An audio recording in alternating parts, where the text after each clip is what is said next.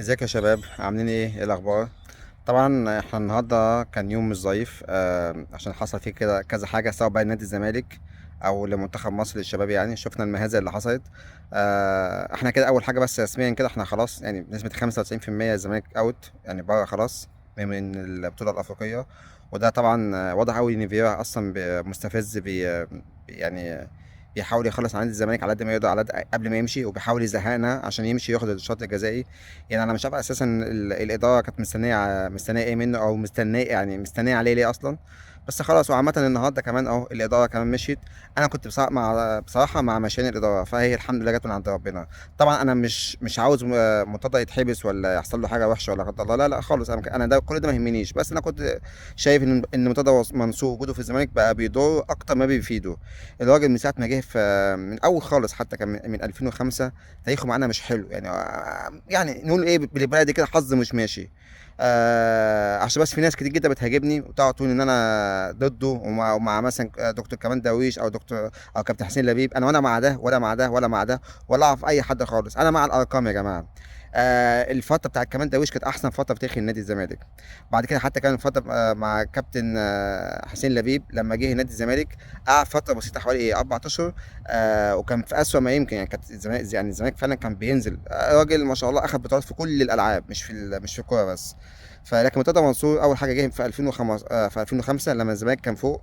بص يا جماعه، 2005 دي بالذات انا هتكلم عليها بس بعدين، هعملها فيديو بعدين. بس ايه بقول لكم يعني، شوفوا الزمالك والاهلي تاريخهم ايه قبل 2005 وبعد 2005. هتلاقي قبل 2005 كان الزمالك متفوق على الاهلي في جميع البطولات الا الدوري والكاس.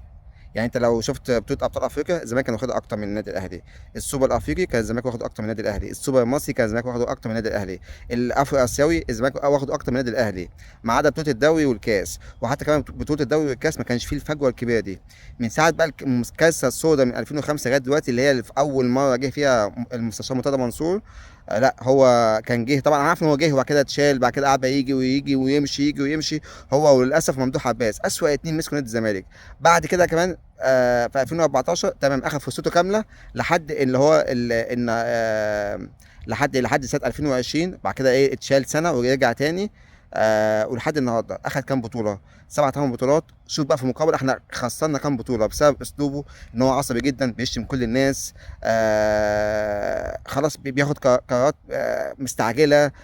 خلاص يعني، خلاص بقى هو اخذ فرصته تالت ومتلت. فانا كنت كل اللي بقوله بس يا جماعه، لا انا بستاذن طبعا يعني الناس، انها خلاص بقى هو راجل اخذ فرصته، ندي بقى الفرصه لحد تاني. ما هو مش هيفضل بقى هو قاعد لنا على طول. يعني ما خلاص، انا مش ضده يا جماعه ولا حاجه، بس خلاص انا كل الموضوع إن انا خلاص بطلت اقتنع بيه. والشغل اللي بيعمله ده خلاص، عارفين ان هو دايما بيقول حاجه. يعني انا اسف، على طول دايما بيكذب ودايما بيشتم في الناس وي فخلاص بقى يا جماعه، والله انا مش شمتان ولا حاجه. بس خلاص هو اخذ فرصته، فخلاص بقى كده ايه. يعني خلاص يشوف حاله، ربنا يسهل له وربنا يعينه على اللي هو فيه. احنا برضه خلاص يعني مش هنتكلم بقى في اللي فات. هو خلاص جه وحاول على قد ما يقدر ان هو يفيد نادي الزمالك، بس ما عرفش. او يا دوبك فاده بحاجات بسيطه، بس ضرب بحاجات كتير جدا. وقضايا بالهبل خسرناها من الفيفا. يمكن القضيه او الاثنين اللي كسبهم في حياته كلها في الفيفا، هو بتاعت كهربا وبتاعت حمدي النقاص. لكن الباقي كله خسره يعني بص، مش خلاص مش هتكلم انا ايه في المشاكل دي.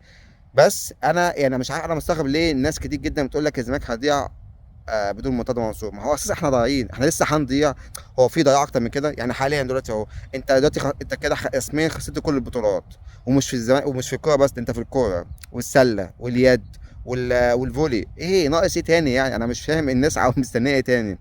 فخلاص ولما انت تقول بقى انا مش عاوز ده وعاوز ده، يبقى انت بقى كده ايه بتكره نادي الزمالك، او انت ضد الراجل ده. انا اصلا ما اعرفوش. هو حد رئيس نادي بتاعي تمام، جه ما توفقش. خلاص انا مش حابب ان انا يعني الراجل ده يمسك نادي الزمالك تاني. وعمري بصراحه ما كنت حابب ان هو اسلوبه ما بيعجبنيش، يفضل يشتم في الناس كلها، واي حد ضده يبقى منافق وكذاب وبيتاخد مش عارف ايه في الخرابه وبيشرب خمره والهبل اللي احنا ايه بنسمعه دايما ده، وقفنا منه. وده ما يجي يطلع يقول لك النادي فيه فلوس فيه فلوس فيه فلوس. فخلاص يا جماعه اشبعنا بقى من الكلام ده. فبرضه الاهم، بس ايا كان اللي يجي، انا اي حد يجي، انا مش مع اي يعني انا مش عارف حد معين قوي، بس انا اتمنى، يعني اتمنى ان اللي يجي واحد مثلا زي كمال درويش كان ليه تجربه ناجحه، او واحد زي كابتن حسين لبيب.